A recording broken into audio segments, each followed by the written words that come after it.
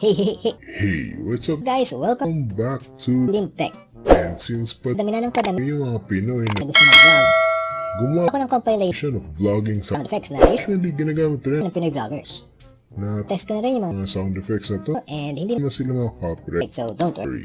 Usually Kasi kapag less than 3 seconds lang lang naman yung clip, hindi na yung kinakopyright. direct ni YouTube.